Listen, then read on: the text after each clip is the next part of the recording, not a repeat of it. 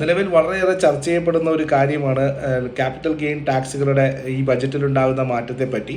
പക്ഷേ ഇപ്പോൾ വരുന്ന പുതിയ വിവരങ്ങൾ അനുസരിച്ച് പറയുന്നത് അങ്ങനെ ഒരു ക്യാപിറ്റൽ ഗെയിൻ ടാക്സിൻ്റെ വർധനവ് ഉണ്ടാകില്ല എന്നുള്ള കാര്യമാണ്. ഇപ്പോൾ നിലവിലുള്ള ഒരു ടാക്സ് സ്ട്രക്ചർ തന്നെ ഫോളോ ചെയ്യാനുള്ള സാധ്യതകൾ, അല്ലെങ്കിൽ അത് തന്നെ കണ്ടിന്യൂ ചെയ്യാനുള്ള സാധ്യതകളാണ് കാണുന്നത്. ഈ ഒരു ബജറ്റിൽ അങ്ങനെ ഒരു നിർദ്ദേശം കൊണ്ടുവരുന്നതും അതുപോലെ ഇൻവെസ്റ്റേഴ്സിൻ്റെ ഇടയിൽ തെറ്റായിട്ടുള്ള ഒരു മെസ്സേജ് കൊടുക്കുമെന്നും പെട്ടെന്ന് ഇങ്ങനൊരു ടാക്സ് റീഫോർമേഷൻ ആവശ്യമില്ല എന്നുള്ളതുമാണ് ഫിനാൻസ് മിനിസ്റ്ററുടെ തീരുമാനമെന്ന് അറിയുന്നു. അതേസമയം അസറ്റ് ക്ലാസുകളുടെ ഇടയിൽ ക്യാപിറ്റൽ ഗെയിൻ ടാക്സുകളുമായിട്ട് ബന്ധപ്പെട്ട് നിൽക്കുന്ന വൈരുദ്ധ്യം അത് ഏകീകരിച്ചുകൊണ്ട് ഒരേ റേറ്റുകൾ, പല ഇൻസ്ട്രുമെൻ്റിനിടയിലും പല റേറ്റുകളുള്ളത് ഏകീകരിക്കുക എന്നുള്ളതാണ് ആദ്യ ലക്ഷ്യമെന്നും, ഇപ്പോൾ നിലവിൽ long term capital gain tax 20%, പക്ഷേ ഇക്വിറ്റി റിലേറ്റഡ് പ്രൊഡക്റ്റുകൾക്ക് 10%, 1 ലക്ഷത്തിന് മുകളിൽ വരെ.